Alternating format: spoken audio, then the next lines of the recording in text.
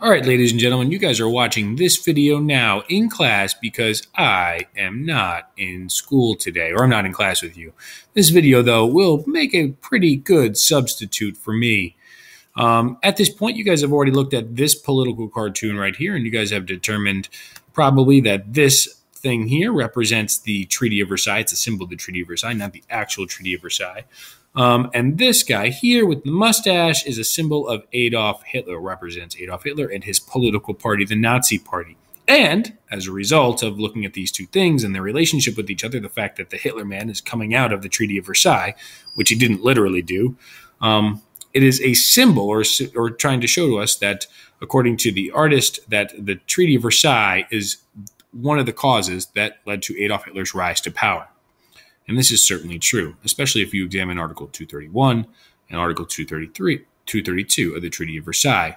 And of course, it's not quite as simple as Adolf Hitler took over after the Treaty of Versailles was passed. More stuff had to happen first, and that's what we're going to go over now. First of all, immediately following the German surrender of World War I, a new democratic government was implemented to replace the monarchy that had previously existed in Germany. And this republic democratic form of government was supposed to be modeled in a lot of ways like the United States and seemed like a great idea at the time. But unfortunately for the Weimar Republic, its representatives were the ones that signed the Treaty of Versailles. And that made people really, really angry because according to Article 231 and 232 of the Treaty of Versailles, Germany had to accept full blame for World War I. And the German people didn't want that to happen. The other parts of the treaty were very unfavorable as well, and just the fact that the Weimar Republic agreed to the treaty made them incredibly unpopular with most of the population. To make matters worse, the German economy kind of hit a rough patch immediately following World War I as well, also because of the Treaty of Versailles. As a result of the Treaty of Versailles, Germany had to pay back $33 billion to France and Great Britain, which is a lot of money. It's like more money than this, and even this, all combined. Even with this money, I mean, we're getting closer, but still not quite there. It was so much money that Germany owed that it would have taken them until 1987 to pay back the entire amount of money they owed to France and Great Britain. And to make matters worse, not only was it a huge amount of money that Germany had to pay, they literally couldn't pay it all back. They made their first reparation payment barely, but by 1923, Germany claimed that they were unable to make the next reparation payments. And France and Belgium, Great Britain, all kind of thought that Germany was full of it, that they were just trying to get out of paying reparations.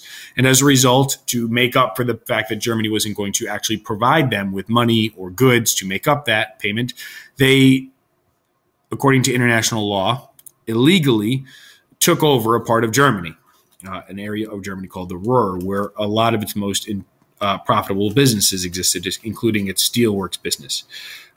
Ultimately, the German government kind of encouraged the German workers, and the German workers also, because they wanted to, went on strike. They did not want to work for France and Belgium, as it violated international law for France and Belgium to have taken over the territory. And they also wanted to stand up for their government and stand up for being Germany. It was a patriotic move. Which seemed all well and good, except for that if the workers weren't working, then they weren't getting paid, and they needed money to buy food and to pay rent.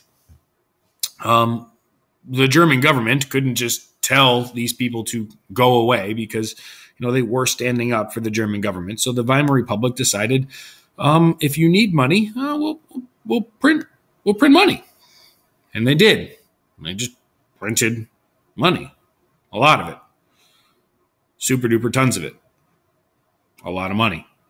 Now, these are US dollars, but, you got to pretend I couldn't find a picture of German marks being printed. Anyway, this caused inflation because as the German government printed money all the time, forever and ever, lots and lots of money, the amount of goods or the number of goods or the value of goods in the German economy did not increase. And this is called inflation.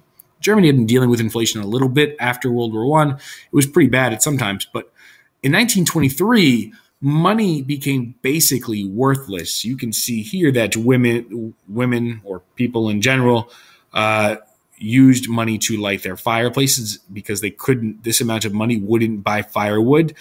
Kids glued it together to make toys because they couldn't use this amount of money to buy their own toys.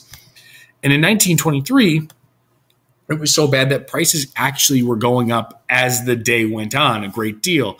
German restaurants actually didn't even print menus because prices increased between the time that a patron would order his or her food and by the time it came out.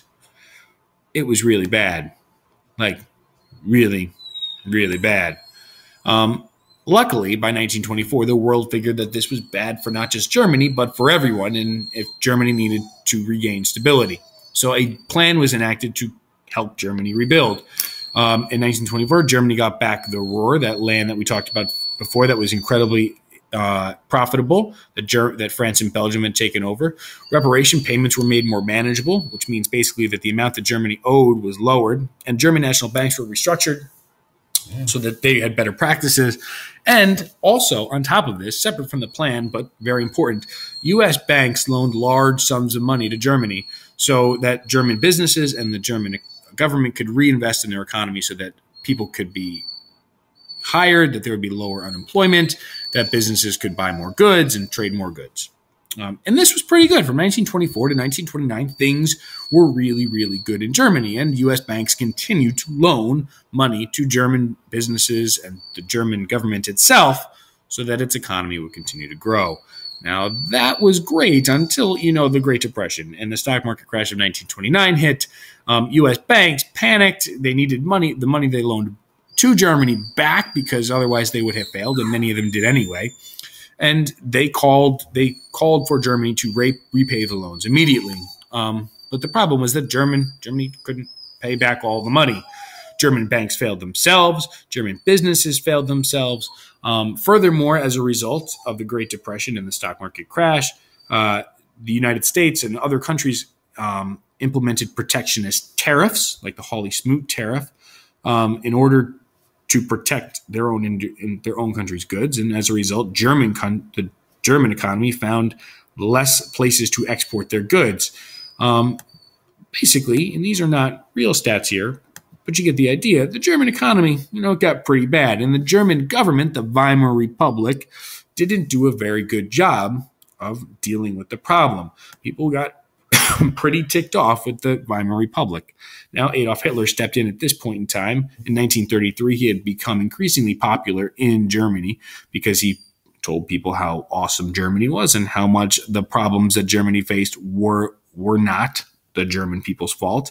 And he promised that he would get rid of unemployment, which people liked, and they voted for him. And ultimately, as a result, Adolf Hitler became the Chancellor of Germany and began to implement his incredibly terrible policies beginning in 1933, which you are going to read about momentarily. In conclusion, because the Treaty of Versailles forced the German government to accept full responsibility for World War I and created a situation where the German economy would eventually